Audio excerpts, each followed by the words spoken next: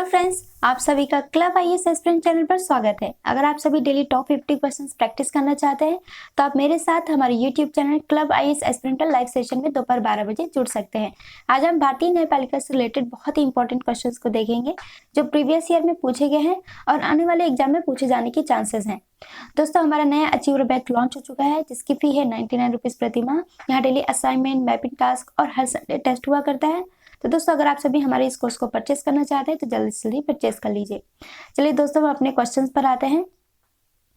सर्वोच्च न्यायालय के न्यायाधीशों की सेवानिवृत्ति की आयु है ऑप्शन ए 62 वर्ष, ऑप्शन बी 63 वर्ष, ऑप्शन सी 64 वर्ष, ऑप्शन डी 65 वर्ष। तो दोस्तों, इस प्रश्न का सही उत्तर है ऑप्शन डी यानी कि 65 वर्ष। निम्नलिखित कथनों पर विचार कीजिए। 3 कथन है। पहला कथन है भारत में 25 उच्च न्यायालय है। दूसरा, पंजाब, हरियाणा और केंद्र शासित प्रदेश चंडीगढ़ का एक ही सामूहिक उच्च न्यायालय है। तीसरा, राष्ट्रीय राजधानी क्षेत्र दिल्ली का स्वयं का उच्च न्यायालय है। उपरोक्त कथनों में से कौन सा सही है? ऑप्शन ए 2 और 3, ऑप्शन बी 1 और 2, ऑप्शन सी 1, 2 और 3, ऑप्शन डी केवल 3। तो दोस्तों, इस प्रश्न का सही उत्तर है ऑप्शन सी यानी कि पहला, दूसरा और तीसरा कथन तीनों ही सही है। भारत में 25 उच्च न्यायालय है और पंजाब, हरियाणा, केंद्र शासित प्रदेश चंडीगढ़ का एक ही सामूहिक उच्च न्यायालय है और राष्ट्रीय राजधानी क्षेत्र दिल्ली का स्वयं का उच्च न्यायालय है। ठीक है, इस अकॉर्डिंग ऑप्शन सी इस प्रश्न का सही उत्तर है। नेक्स्ट क्वेश्चन, लोक अदालतों के संदर्भ में निम्नलिखित कथनों में से कौन सा एक सही है? ऑप्शन ए, लोक अदालतों की अधिकारिता मुकदमा दायर करने से पहले के मामलों का निपटारा करने की है और उन मामलों का नहीं जो किसी न्यायालय में लंबित हो। ऑप्शन बी, लोक अदालतें ऐसे मामलों का निपटारा कर सकती है जो सिविल न कि आपराधिक प्रकृति के हैं। ऑप्शन सी, प्रत्येक लोक अदालत में केवल सेवारत या सेवानिवृत्त न्यायिक अधिकारी ही नियुक्त हो सकते हैं, कोई अन्य व्यक्ति नहीं। ऑप्शन डी, उपरोक्त में से कोई सा भी कथन सत्य नहीं है। तो दोस्तों, इस प्रश्न का सही उत्तर है ऑप्शन डी यानी कि जो तीनों कथन दिए हुए हैं तीनों ही गलत हैं। इस अकॉर्डिंग इस प्रश्न का सही उत्तर है ऑप्शन डी। ठीक है दोस्तों, चलिए हम अपने नेक्स्ट क्वेश्चन पर आते हैं। निम्नलिखित कथनों पर विचार कीजिए। पहला कथन है भारत में उच्च न्यायालय के न्यायाधीश को हटाने के लिए रीति उच्चतम न्यायालय के न्यायाधीश को हटाने की रीत के समान है। दूसरा, उच्च न्यायालय का कोई स्थायी न्यायाधीश अपने पद से सेवानिवृत्ति के पश्चात भारत में किसी भी न्यायालय या किसी प्राधिकारी के समक्ष अभिवचन नहीं कर सकता। उपरोक्त में से कौन सा कथन सही है? ऑप्शन ए केवल 1, ऑप्शन बी केवल 2, ऑप्शन सी 1 और 2 दोनों, ऑप्शन डी न तो 1 और न ही 2। तो दोस्तों, इस प्रश्न का सही उत्तर है ऑप्शन ए यानी कि केवल 1। भारत में उच्च न्यायालय के न्यायाधीश को हटाने के लिए रीति जो है उच्चतम न्यायालय के न्यायाधीश को हटाने की रीत के समान है। इस अकॉर्डिंग ये पहला तो सही है। दूसरा जो दिया है कि उच्च न्यायालय का कोई स्थायी न्यायाधीश अपने पद से सेवानिवृत्ति के पश्चात भारत में किसी भी न्यायालय या किसी प्राधिकारी के समक्ष अभिवचन नहीं हो सकता। तो दोस्तों, हो सकता है अभिवचन, वो उच्चतम न्यायालय में जा सकता है, वहाँ न्यायाधीश के पद पर काम कर सकता है। तो दोस्तों, इस अकॉर्डिंग इस प्रश्न का सही उत्तर ऑप्शन ए है। नेक्स्ट क्वेश्चन, कथन ए, न्यायालय के आदेशों की जानबूझकर अवज्ञा करना या उनका पालन न करना तथा न्यायिक व्यवहार के बारे में अनादर सूचक भाषा का प्रयोग करना न्यायालय की अवमानना की कोटि में आता है। कारण आर, न्यायिक सक्रियतावाद न्यायपालिका को अवमाननापूर्ण व्यवहार को दंडित करने के दंडात्मक अधिकार दिए बिना कार्यान्वित नहीं किया जा सकता। ऑप्शन ए तथा आर दोनों सही हैं, आर ए की सही व्याख्या है। ऑप्शन बी, ए तथा आर दोनों सही हैं, आर ए की सही व्याख्या नहीं है। ऑप्शन सी, ए सही है परंतु आर गलत है। ऑप्शन डी, ए गलत है परंतु आर सही है। तो दोस्तों, इस प्रश्न का सही उत्तर है ऑप्शन बी यानी कि जो ए कथन दिया हुआ है, न्यायालय के आदेशों की जानबूझकर अवज्ञा करना या उनका पालन न करना तथा न्यायिक व्यवहार के बारे में अनादर सूचक भाषा का प्रयोग करना न्यायालय के अवमानना की कोटि में आता है। और कारण जो आर दिया है, न्यायिक सक्रियतावाद न्यायपालिका को अवमाननापूर्ण व्यवहार को दंडित करने के दंडात्मक अधिकार दिए बिना कार्यान्वित नहीं किया जा सकता। दोस्तों, ये दोनों ही कथन जो है सही है, लेकिन जो कथन कारण आर है वो कथन ए की सही व्याख्या नहीं करता है। तो इस अकॉर्डिंग ऑप्शन बी इस प्रश्न का सही उत्तर है। नेक्स्ट क्वेश्चन, निम्न कथनों पर विचार कीजिए और दिए गए कूटों से सही उत्तर का चयन कीजिए। कथन ए, भारतीय नागरिकों के अधिकारों को संरक्षित करने में उच्च न्यायालय सर्वोच्च न्यायालय की अपेक्षा बढ़िया स्थिति में है। कारण आर, सर्वोच्च न्यायालय केवल मौलिक अधिकारों के संरक्षण के लिए परामर्श जारी कर सकता है। ऑप्शन ए तथा आर दोनों सही हैं। आर ए की सही व्याख्या है। ऑप्शन बी, ए तथा आर दोनों सही हैं। आर ए की सही व्याख्या नहीं है। ऑप्शन सी, ए सही है परंतु आर गलत है। ऑप्शन डी, ए गलत है परंतु आर सही है। तो दोस्तों इस प्रश्न का सही उत्तर है ऑप्शन ए, यानी कि ए जो दोनों कथन दिए हैं वो सही है और दूसरा कथन पहले कथन की व्याख्या भी करता है, सही व्याख्या करता है। पहला कथन जैसे दिया है कि भारतीय नागरिकों के अधिकारों को संरक्षित करने में उच्च न्यायालय सर्वोच्च न्यायालय की अपेक्षा बढ़िया स्थिति में है और सर्वोच्च न्यायालय केवल मौलिक अधिकारों के संरक्षण के लिए परामर्श जारी कर सकता है। तो इस अकॉर्डिंग पहला कथन सही है, दूसरा कथन भी सही है और जो दूसरा कथन है वो पहले कथन की व्याख्या भी कर रहा है। नेक्स्ट क्वेश्चन, एक उच्च न्यायालय द्वारा उत्प्रेषित रिट जारी की जाती है। ऑप्शन ए, एक अधीनस्थ न्यायालय को कि वह पुनरीक्षण हेतु एक मामले विशेष की कार्यवाही का अभिलेख उन्हें हस्तांतरित कर दे। ऑप्शन बी, एक अधीनस्थ न्यायालय को कि वह किसी मामले विशेष में अग्रतर कार्यवाही रोक दे। ऑप्शन सी, एक अधिकारी को कि वह पद विशेष पर बने रहने के अधिकार को बताए। ऑप्शन डी, एक पब्लिक अथॉरिटी को कि वह किसी बंधक बनाए व्यक्ति को उस न्यायालय के समक्ष 24 घंटे में प्रस्तुत करें। तो दोस्तों इस प्रश्न का सही उत्तर है ऑप्शन ए, यानी कि एक अधीनस्थ न्यायालय को कि वह पुनरीक्षण हेतु एक मामले विशेष की कार्यवाही का अभिलेख उन्हें हस्तांतरित कर दें। नेक्स्ट क्वेश्चन, निम्नलिखित कथनों पर विचार कर सही उत्तर निम्न कोड की सहायता से चुनिए। कथन ए, जनहित याचिका जन सहयोगी नागरिकों को न्यायालय तक जाने की स्वीकृति देती है। कारण आर है, जन सहयोगी व्यक्ति उस व्यक्ति के लिए न्याय मांग सके जो किसी कारण से न्यायालय तक पहुंच पाने में असमर्थ है। ऑप्शन ए है, ए और आर दोनों सत्य है और आर ए का सही स्पष्टीकरण है। ऑप्शन बी, ए और आर दोनों सत्य हैं परंतु आर ए का सही स्पष्टीकरण नहीं है। ऑप्शन सी, ए सही है परंतु आर असत्य है। ऑप्शन डी, ए गलत है परंतु आर सही है। तो दोस्तों इस प्रश्न का सही उत्तर है ऑप्शन ए, यानी कि कथन ए जो दिया है, जनहित याचिका जन सहयोगी नागरिकों को न्यायालय तक जाने की स्वीकृति देती है और कारण आर जो दिया है कि जन सहयोगी व्यक्ति उस व्यक्ति के लिए न्याय मांग सके जो किसी कारण से न्यायालय तक पहुंच पाने में असमर्थ है। दोस्तों ए तथा आर दोनों सही हैं और दूसरा कथन पहले कथन की सही व्याख्या भी कर रहा। ठीक है। नेक्स्ट क्वेश्चन, भारत में चलित न्यायालय इसका मानस पुत्र है। ऑप्शन ए, न्यायमूर्ति P N. Bhagwati. Option B, Shri Rajiv Gandhi. Option C, doctor A P J. Abdul Kalam. Option D, Shrimati Pratibha Patil. तो दोस्तों इस प्रश्न का सही उत्तर है ऑप्शन सी, यानी कि डॉक्टर ए.पी.जे. अब्दुल कलाम।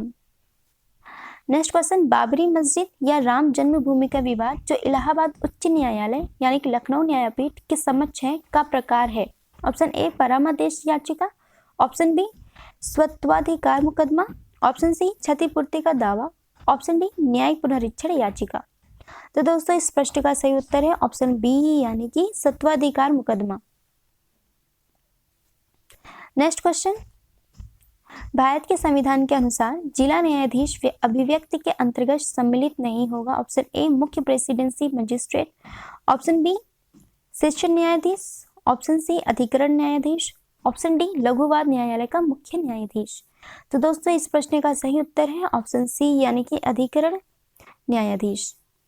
नेक्स्ट क्वेश्चन, जब किसी उच्च न्यायालय का मुख्य न्यायाधीश प्रशासनिक हैसियत से काम करता है तो वह अधीन होता है। ऑप्शन ए, उच्च न्यायालय के अन्य न्यायाधीशों में से किसी की भी रिट अधिकारिता के। ऑप्शन बी, भारत के मुख्य न्यायाधीश द्वारा प्रयुक्त विशेष नियंत्रण के। ऑप्शन सी, राज्य के राज्यपाल की वैवैकिक शक्तियों के। ऑप्शन डी, इस विषय में मुख्यमंत्री को प्रदत्त विशेष शक्तियों के। तो दोस्तों इस प्रश्न का सही उत्तर है ऑप्शन ए, यानी कि उच्च न्यायालय के अन्य न्यायाधीशों में से किसी की भी रिट अधिकारिता के। ठीक है। नेक्स्ट क्वेश्चन, वर्तमान में भारत में उच्च न्यायालयों की संख्या है। दोस्तों ये प्रश्न 2008 में पूछा गया है, तो इस अकॉर्डिंग इस प्रश्न का सही उत्तर ऑप्शन बी है, यानी कि 24। लेकिन अगर हम 2021 या 2022 की बात करें, अब की बात करें तो 25 न्यायालय हैं, 25 उच्च न्यायालय हैं। ठीक है। चलिए हम नेक्स्ट क्वेश्चन पर आते हैं। भारत में उच्चतम न्यायालय का उद्घाटन किस तिथि में हुआ था। ऑप्शन ए, 27 जनवरी 1950। ऑप्शन बी, 28 जनवरी 1950, ऑप्शन सी 29 जनवरी 1950, ऑप्शन डी 30 जनवरी 1950। तो दोस्तों इस प्रश्न का सही उत्तर है ऑप्शन बी यानी कि 28 जनवरी 1950। नेक्स्ट क्वेश्चन, न्यायिक पुनरावलोकन की व्यवस्था है ऑप्शन ए केवल भारत में, ऑप्शन बी केवल यूके में, ऑप्शन सी केवल यूएसएस में, ऑप्शन डी भारत और यूएसए दोनों में। तो दोस्तों इस प्रश्न का सही उत्तर है ऑप्शन डी यानी कि भारत और यूएसए दोनों में न्यायिक पुनरावलोकन की व्यवस्था है। नेक्स्ट क्वेश्चन, भारत में न्यायिक कथन ए भारत में न्यायिक पुनरीक्षण क्षेत्र सीमित है, कारण आर भारत संविधान उधार वस्तुओं से भरा थैला है। अब सही उत्तर का चयन नीचे दिए गए कूट की सहायता से कीजिए। ऑप्शन ए दिया हुआ है कि ए और आर दोनों सत्य हैं, आर ए का सही स्पष्टीकरण है। ऑप्शन बी ए और आर दोनों सत्य हैं परंतु आर ए का सही स्पष्टीकरण नहीं है। ऑप्शन सी ए सही है परंतु आर गलत है। ऑप्शन डी ए गलत है परंतु आर सही है। तो दोस्तों इस प्रश्न का सही उत्तर है ऑप्शन बी यानी कि कथन ए और कारण आर दोनों ही सही है परंतु कारण आर जो है वो कथन ए का सही व्याख्या नहीं करता है, यानी कि भारत में न्यायिक पुनरीक्षण क्षेत्र जो है वो सीमित है और भारतीय संविधान जो है उधार वस्तुओं से भरा थैला है। ठीक है, हमारे भारतीय संविधान को बहुत सारे देशों से अपनाया गया है तो इस वजह से उसको उधार वस्तुओं से भरा थैला भी कहा जाता है। तो इस अकॉर्डिंग दोनों कथन सही है लेकिन दूसरा कथन पहले कथन की सही व्याख्या नहीं करता है। नेक्स्ट क्वेश्चन, निम्नलिखित कथनों का परीक्षण कीजिए। निम्नलिखित कथनों का परीक्षण करें एवं नीचे दिए गए कूट से सही उत्तर चुनें। पहला कथन, उच्च न्यायालय के न्यायाधीश अपने पद पर 62 वर्ष तक की आयु तक आसीन रहते हैं। दूसरा क्वेश्चन, जिस राजनीतिक दल को 4 या अधिक राज्यों में 6% मत के साथ लोकसभा की कम से कम 4 सीटें प्राप्त होती हैं वह राष्ट्रीय स्तर का दल होता है। तीसरा, कोई विधेयक धन विधेयक है या नहीं इसका निस्तारण अध्यक्ष लोकसभा द्वारा किया जाता है। और चौथा है, संज्ञेय अपराध वह अपराध है जिसमें बिना वारंट गिरफ्तारी की जा सकती है। ऑप्शन ए है 1 और 2, ऑप्शन बी 1 और 3, ऑप्शन सी 3 और 4, ऑप्शन डी 1, 2, 3 और 4। तो दोस्तों हमें इस प्रश्न का सही उत्तर बताना है और इस प्रश्न का सही उत्तर है ऑप्शन डी दोस्तों, यानी कि चारों कथन जो दिए हुए हैं वो चारों ही सही हैं, यानी कि उच्च न्यायालय के न्यायाधीश अपने पद पर 62 वर्ष तक बने रहते हैं। उच्च न्यायालय के लिए 62 वर्ष है और उच्चतम न्यायालय के लिए 65 वर्ष है। हमेशा ये ध्यान है क्योंकि वनडे एग्जाम में बहुत पूछता है।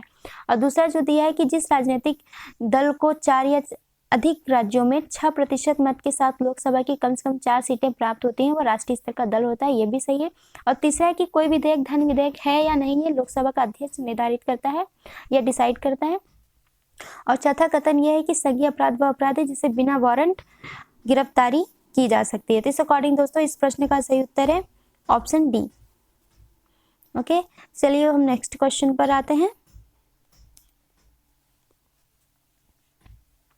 एक उच्च न्यायालय का न्यायाधीश अपना त्यागपत्र संबोधित करता है। ऑप्शन ए भारत के राष्ट्रपति, ऑप्शन बी भारत के मुख्य न्यायाधीश, ऑप्शन सी उसके राज्य के उच्च न्यायालय के मुख्य न्यायाधीश, ऑप्शन डी राज्य के राज्यपाल को। तो दोस्तों इस प्रश्न का सही उत्तर है ऑप्शन ए यानी कि भारत के राष्ट्रपति। नेक्स्ट क्वेश्चन, किस न्यायमूर्ति के खिलाफ 2011 में राज्यसभा ने महाभियोग का प्रस्ताव पास किया किंतु अपने बचाव के लिए उसने लोकसभा द्वारा उस प्रस्ताव के पास होने के पूर्व त्यागपत्र दिया। ऑप्शन ए न्यायमूर्ति वी रामास्वामी, ऑप्शन बी न्यायमूर्ति भट्टाचार्य, ऑप्शन सी न्यायमूर्ति सौमित्र सेन, ऑप्शन डी न्यायमूर्ति पीडी दिनाकरण। तो दोस्तों इस प्रश्न का सही उत्तर है ऑप्शन सी यानी कि न्यायमूर्ति सौमित्र सेन। नेक्स्ट क्वेश्चन, उच्च न्यायालय के न्यायाधीशों के वेतन और भत्ते दिए जाते हैं। ऑप्शन ए भारत की समेकित निधि से, ऑप्शन बी राज्य की समेकित निधि से, ऑप्शन सी भारत की आकस्मिकता निधि से, ऑप्शन डी राज्य की आकस्मिकता निधि से। तो दोस्तों इस प्रश्न का सही उत्तर है ऑप्शन बी यानी कि राज्य की समेकित निधि से। नेक्स्ट क्वेश्चन, उच्च न्यायालय के न्यायमूर्ति की सेवानिवृत्ति की आयु है। ऑप्शन ए 65 वर्ष, ऑप्शन बी 60 वर्ष, ऑप्शन सी 62 वर्ष, ऑप्शन डी 58 वर्ष। तो दोस्तों इस प्रश्न का सही उत्तर है ऑप्शन सी यानी कि 62 वर्ष। नेक्स्ट क्वेश्चन, भारतीय विधान के प्रावधानों के अंतर्गत उपभोक्ताओं के अधिकारों या विशेषाधिकारों के संदर्भ में निम्नलिखित में से कौन सा कथन सही है। तीन कथन है। पहला कथन है उपभोक्ताओं को खाद्य की जांच करने के लिए नमूने लेने का अधिकार है। दूसरा है यदि उपभोक्ता मंच में अपनी शिकायत दर्ज करता है तो इसके लिए कोई फीस नहीं देनी होती है। तीसरा है उपभोक्ता की मृत्यु हो जाने पर उसका वैधानिक उत्तराधिकारी उसकी ओर से उपभोक्ता मंच में शिकायत दर्ज कर सकता है। निम्नलिखित कथनों के आधार पर सही उत्तर चुनिए।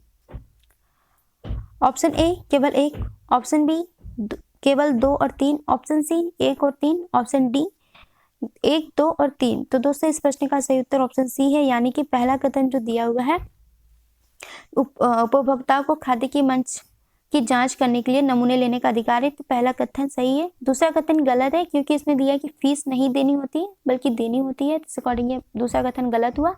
और तीसरा भी सही है क्योंकि उपभोक्ता की मृत्यु हो जाने पर उसका वैधानिक उत्तराधिकारी उसकी ओर से उपभोक्ता मंच में शिकायत दर्ज कर सकता है।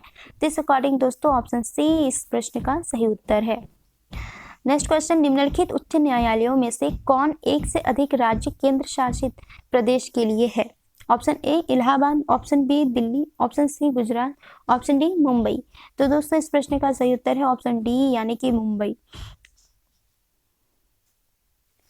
नेक्स्ट क्वेश्चन, निम्न उच्च न्यायालयों में से किस उच्च न्यायालय में समान बेंच हैं? ऑप्शन ए कलकत्ता एवं उड़ीसा उच्च न्यायालय, ऑप्शन बी इलाहाबाद एवं कर्नाटक उच्च न्यायालय, ऑप्शन सी पटना और पंजाब उच्च न्यायालय, ऑप्शन डी मुंबई और गुवाहाटी उच्च न्यायालय। तो दोस्तों इस प्रश्न का सही उत्तर है ऑप्शन डी यानी कि मुंबई और गुवाहाटी उच्च न्यायालय। नेक्स्ट क्वेश्चन है उच्चतम तथा उच्च न्यायालय के न्यायाधीशों की नियुक्ति तथा स्थानांतरण के लिए परामर्श प्रक्रिया के संबंध में राष्ट्रपति ने उच्चतम न्यायालय को एक अभिदेशन किया था। ऑप्शन ए खंड 1 अनुच्छेद 127 के अंतर्गत, ऑप्शन बी खंड 1 अनुच्छेद 143 के अंतर्गत, ऑप्शन सी खंड 11 अनुच्छेद 143 के अंतर्गत, ऑप्शन डी खंड ए अनुच्छेद 144 के अंतर्गत। तो दोस्तों इस प्रश्न का सही उत्तर है ऑप्शन बी यानी कि खंड 1 अनुच्छेद 143 के अंतर्गत। नेक्स्ट क्वेश्चन, भारत में उच्च न्यायालयों के संबंध में निम्नलिखित कथनों पर विचार कीजिए। पहले कथन, देश में 18 उच्च न्यायालय हैं। दूसरा, उनमें से 3 का क्षेत्राधिकार एक राज्य से अधिक पर है। तीसरा कथन है किसी भी संघ राज्य क्षेत्र का अपना उच्च न्यायालय नहीं है। चौथा है उच्च न्यायालय के न्यायाधीश 62 वर्ष की उम्र तक पदधारित करते हैं। अब दोस्तों इसमें हमें सही को चयन करना है, तो इसमें हम पहले बता देते कि ये पहला कथन जो है ये गलत है, 18 नहीं बल्कि 25 है। और उनमें से 3 का क्षेत्राधिकार एक से अधिक पर है, तो ये भी गलत है। और किसी भी संघ राज्य क्षेत्र का अपना उच्च न्यायालय नहीं है, तो तीसरा कथन भी गलत है। चौथा कथन सही है क्योंकि उच्च न्यायालय के न्यायाधीश की जो 62 वर्ष की उम्र जो है पदधारित करते हैं सेवानिवृत्ति तक, मतलब सेवानिवृत्ति की आयु उनकी 62 वर्ष है। तो इस अकॉर्डिंग इस प्रश्न का सही उत्तर ऑप्शन डी है।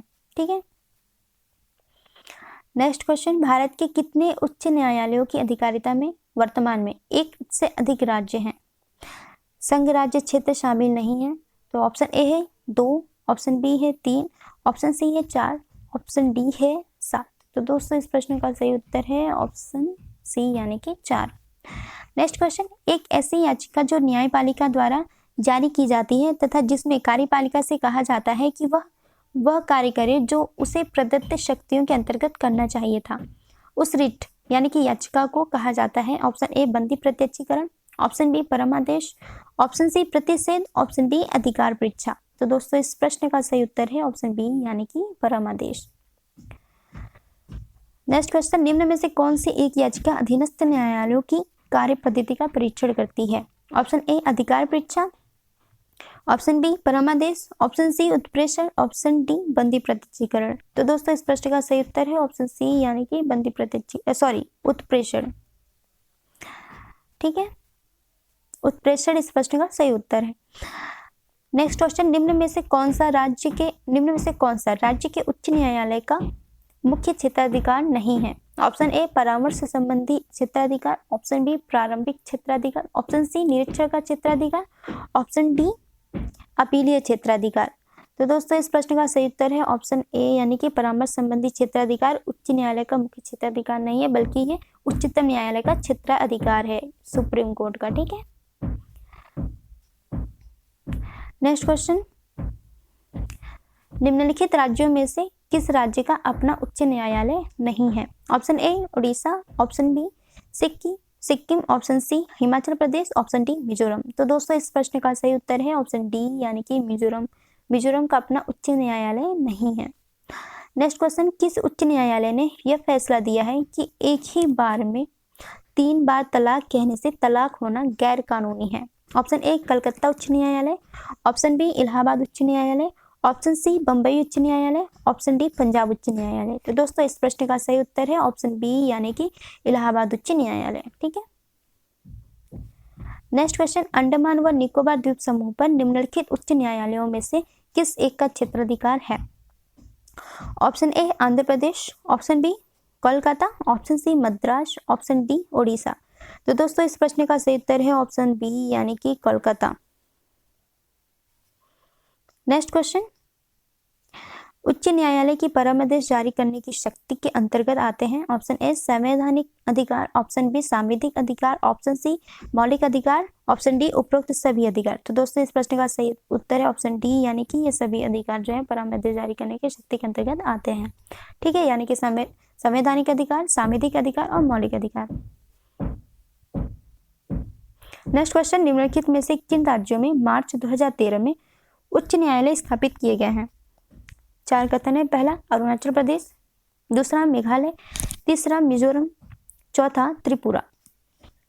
ऑप्शन ए केवल 1 और 3, ऑप्शन बी 2, 3 और 4, ऑप्शन सी 1, 2 और 3, ऑप्शन डी 2 और 4। तो दोस्तों इस प्रश्न का सही उत्तर है ऑप्शन डी यानी कि मेघालय और त्रिपुरा में मार्च 2013 में उच्च न्यायालय स्थापित किए गए थे। ठीक है। नेक्स्ट क्वेश्चन, विधि आयोग के किस अध्यक्ष ने अपनी रिपोर्ट में समर्थन किया है कि प्रत्येक उच्च न्यायालय के 1/3 न्यायाधीश दूसरे राज्य से होने चाहिए? ऑप्शन ए न्यायाधीश PN भगवती, ऑप्शन बी न्यायाधीश हिदायतुल्लाह, ऑप्शन सी न्यायाधीश HR खन्ना, ऑप्शन डी न्यायाधीश चंद्रचूड़। तो दोस्तों इस प्रश्न का सही उत्तर है ऑप्शन सी यानी कि न्यायाधीश HR खन्ना। नेक्स्ट क्वेश्चन, सर्वोच्च न्यायालय का न्यायाधीश अपना पद त्याग सकता है पत्र लिखकर? ऑप्शन ए मुख्य न्यायाधीश को, ऑप्शन बी राष्ट्रपति को, ऑप्शन सी प्रधानमंत्री को, ऑप्शन डी विधि मंत्री को। तो दोस्तों इस प्रश्न का सही उत्तर है ऑप्शन बी यानी कि राष्ट्रपति को। नेक्स्ट क्वेश्चन, सूची फर्स्ट को सूची सेकंड से सुमेलित कीजिए तथा नीचे दिए गए कूटों का प्रयोग कर सही उत्तर का चयन कीजिए। सूची फर्स्ट में संविधान के अनुच्छेद दिए हैं और सूची सेकंड में प्रावधान दिए गए हैं। ठीक है दोस्तों, 215 जो प्रावधान है वो उच्च न्यायालय का अभिलेख न्यायालय होता है और इससे संबंधित है अनुच्छेद 222 किसी न्यायाधीश का एक उच्च न्यायालय से दूसरे उच्च न्यायालय में अंतरण का प्रावधान दिया गया है। और अनुच्छेद 226 इसमें क्या है, कुछ रीट निकालने की उच्च न्यायालय की शक्ति का प्रावधान दिया गया है। और 227 में सभी न्यायालयों के अधिरक्षण की शक्ति का प्रावधान दिया गया है। तो इस अकॉर्डिंग दोस्तों इस प्रश्न का सही उत्तर ऑप्शन ए है। ठीक है। नेक्स्ट क्वेश्चन, केंद्र और राज्यों के बीच होने वाले विवादों का निर्णय करने की भारत के उच्चतम न्यायालय की शक्ति किसके अंतर्गत आती है?